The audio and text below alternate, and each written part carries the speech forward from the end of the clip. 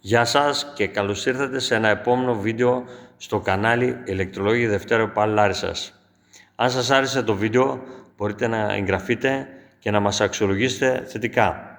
Βρισκόμαστε στο εργαστήριο των αυτοματισμών του πρώτου εργαστηριακού κέντρου Λάρισσας και σήμερα το θέμα μας είναι η αλλαγή φοράς περιστροφής τριφασικού κινητήρα. Έχουμε δύο κινητήρες μπροστά μας και θα δούμε σήμερα τον κλασικό αυτοματισμό, δηλαδή την αλλαγή φοράς περιστροφής με τον κλασικό αυτοματισμό, όπου έχουμε δύο ρελέ, ένα για τη δεξιόστροφη λειτουργία και ένα για την αριστερόστροφη και ένα θερμικό. Και έχουμε πάνω έχουμε ένα μπουτόν Start για τη δεξιόστροφη λειτουργία και ένα μπουτόν Start για την αριστερόστροφη. Έχουμε και ένα μπουτόν Stop. Να δούμε λίγο πώς λειτουργεί. Πατώντας τον μπουτόν Start, βλέπουμε ότι αρχίζει και περιστρέφεται ο κινητήρας. Πατώντας το μπουτόν Stop, βλέπουμε εδώ πέρα ότι ο κινητήρας περιστρέφεται δεξιόστροφα. Πατάμε το άλλο το μπουτόν Start και θα δούμε ότι ο κινητήρας, αν πατήσουμε το μπουτόν Stop, περιστρέφεται αριστερόστροφα. Και έχουμε κάνει το ίδιο κύκλωμα αλλαγής φοράς περιστροφής του κινητήρα με λόγο, δηλαδή με αυτοματισμό. Δηλαδή το βοηθητικό κύκλωμα έχει γίνει με το κύκλωμα αυτοματισμού μέσω της Siemens. Ο συνάδελφος θα μας το εξηγήσει λίγο. Λοιπόν, καλησπέρα και από μένα. Ουσιαστικά κάνουμε αυτή την πινακίδα, δηλαδή κάναμε δύο ίδια κυκλώματα πανομοιότυπα, απλά το δεύτερο γίνεται με τη χρήση του PLC για να δούμε λίγο στο τέλος, αφού εξηγήσουμε τη λειτουργία, τι εξοικονομούμε, ποια διαφορά τους. Λοιπόν, εδώ έχουμε το Siemens, το PLC logo του Siemens, έχουμε περάσει ήδη το προγραμμάκι μας, είναι σε κατάσταση run. Απλά θα πατήσουμε τώρα πλέον τον μπουτόν Start για να δούμε την λειτουργία του κινητήρα. Πιέζουμε τον μπουτόν Start, γυρίζει δεξιόστροφο κινητήρας, δεξιόστροφα. Να πούμε ότι πιέζεται στο άλλο μπουτόν Start, δεν υπάρχει καμία αλλαγή λόγω της μανδάλισσης. Να το σταματήσουμε σε λίγο.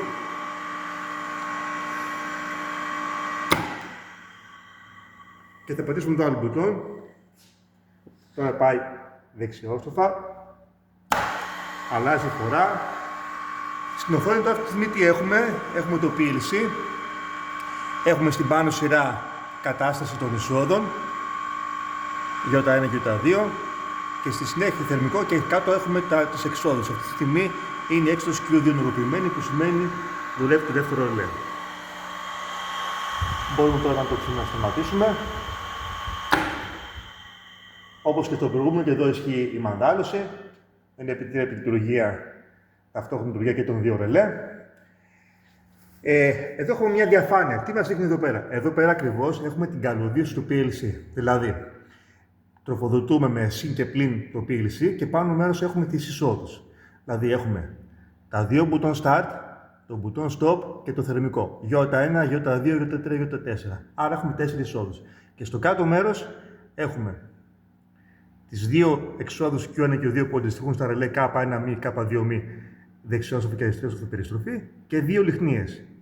Οι δύο λιχνίες για την ομαλή λειτουργία του κινητήρα.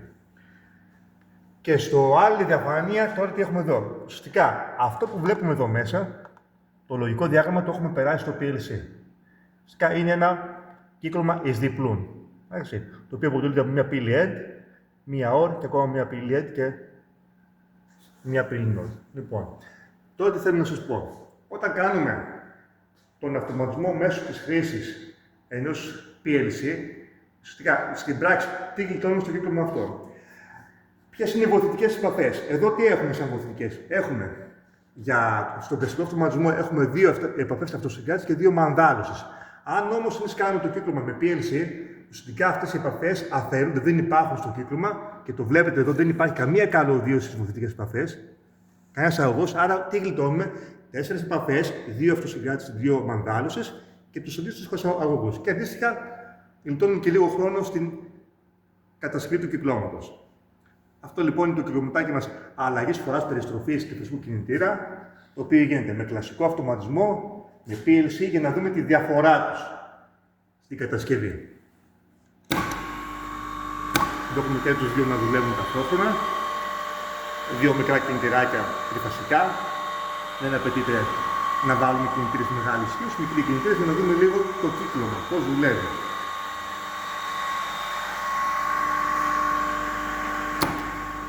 Θα μπορούσαμε να πούμε αυτό είναι μια εκπαιδευτική πινακίδα για τους μαθητές του τομέα μας να δούνε τη διαφορά κλασικού αυτοματισμού και αυτοματισμού με τη χρήση του PLC. Λοιπόν, αν σας άρεσε το βιντεάκι μας, κοινοποιήστε το, πατήστε το καμπανάκι, κάντε εγγραφή στο κανάλι μας και τα λέμε σύντομα.